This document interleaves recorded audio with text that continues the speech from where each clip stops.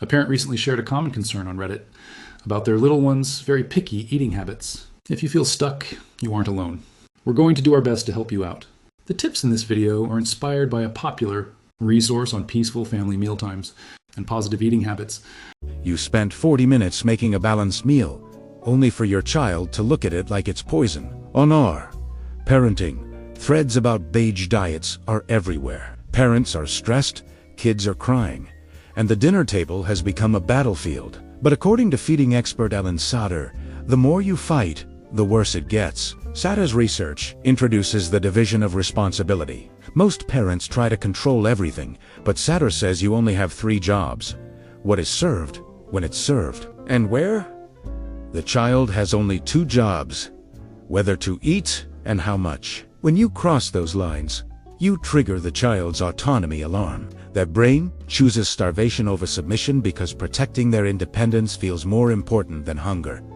Stop being a short-order cook. Serve one safe food like bread or fruit with every meal. Then, don't say a word. Don't bribe them with dessert. Don't beg for one more bite. When you remove the pressure, the child's natural curiosity eventually takes over. Research shows it can take 15 exposures before a kid tries a new food. Stay the course.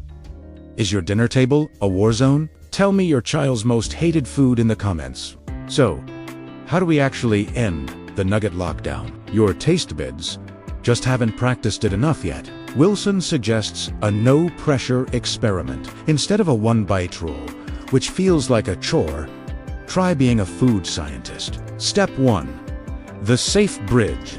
Step 2. Sensory stats. You don't even have to eat the new food. Just describe its stats. Is it bumpy? Is it cold? Step 3. Tiny tastes. Research shows it can take 15 exposures before your brain decides a new flavor is safe. That means you can let a food sit on your plate 14 times without even tasting it, and you're still making progress. Here is the secret to making this work. No more bribing. Ellyn Satter and Dr. Wilson both agree you only eat your green food to get to a sweet food. When you remove the if-then deals, the dinner table stops being a war zone. When you aren't being begged or pushed, your natural curiosity eventually takes over. You start to realize that a new food is UNT an enemieth, as just a flavor you have UNT mastered yet. Kids, keep exploring. The beige diet isn't a life sentence. Is your dinner table a no-fly zone for certain colors? I am on a 20-video journey to help us all navigate these everyday Reddit problems without the stress. Hit that subscribe button so you don't miss the next video, where we tackle another big hurdle in the parenting journey. I hope you got value from this video. Every like and subscribe is appreciated. Have a fantastic day.